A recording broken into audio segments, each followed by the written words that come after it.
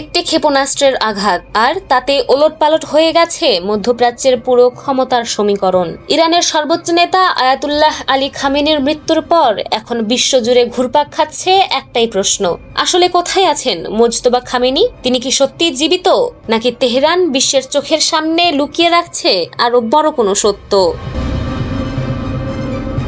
আলী খামেনির মৃত্যুর খবর নিশ্চিত হওয়ার পর থেকেই রহস্যের কেন্দ্রে চলে এসেছেন তার ছেলে মোজতবা খামেনি। মার্কিন পররাষ্ট্রমন্ত্রী মার্কো রুবিও দাবি করেছেন মোজতবা জীবিত আছেন এবং ধীরে ধীরে দেশের অভ্যন্তরীণ বিষয়গুলোতে সক্রিয় ভূমিকা নিতে শুরু করেছেন। কিন্তু মধ্যপ্রাচ্যে বিশ্লেষকদের অনেকেই বলছেন এখন পর্যন্ত এমন কোনো অকাট্য প্রমাণ প্রকাশ করা হয়নি যা নিশ্চিত করে বলতে পারে মোজতবা খামেনি জীবিত অথবা নিহত। রহস্য আরো ঘনীভূত হয়েছে আরেকটি কারণে।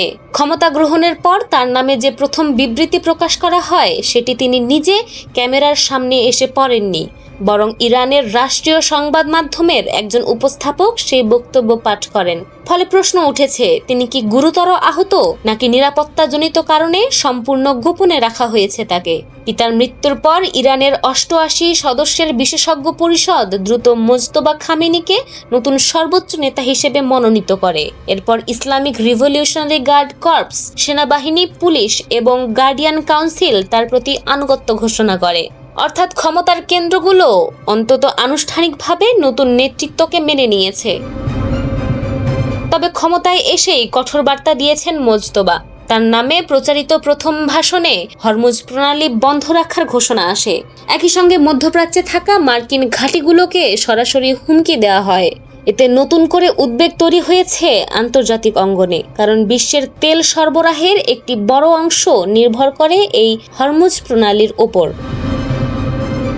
বর্তমানে মোজতবা খামেনি কোথায় অবস্থান করছেন সে বিষয়ে কোনো তথ্য প্রকাশ করছে না তেহরান। ইরানের দাবি, রাষ্ট্রের নিরাপত্তার স্বার্থেই তার অবস্থান গোপন রাখা হয়েছে।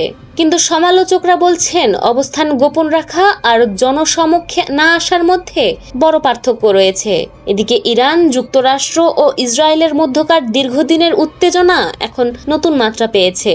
পারমাণবিক কর্মসূচি, হরমুজ প্রণালী এবং আঞ্চলিক আধিপত্য নিয়ে সংঘাত এমন জায়গায় পৌঁছেছে যেখানে একটি ভুল সিদ্ধান্ত পুরো অঞ্চলকে নতুন যুদ্ধে ঠেলে দিতে পারে। এখন পুরো বিশ্বের নজর এক ব্যক্তির দিকে। তিনি কি সত্যি জীবিত থেকে ইরানের জন্য যুদ্ধনীতির নেতৃত্ব দিচ্ছেন, নাকি মধ্যপ্রাচ্যের সবচেয়ে ক্ষমতাধর পরিবারকে ঘিরে তৈরি হয়েছে এমন এক রহস্য যার উত্তর এখনো জানে না কেউ? আর যদি মোজতবা খামেনি সত্যি ক্ষমতার কেন্দ্রে থেকে থাকেন, তাহলে তার প্রথম বড় সিদ্ধান্ত কি মধ্যপ্রাচ্যকে আরো বড় সংঘাতের দিকে ঠেলে দেবে?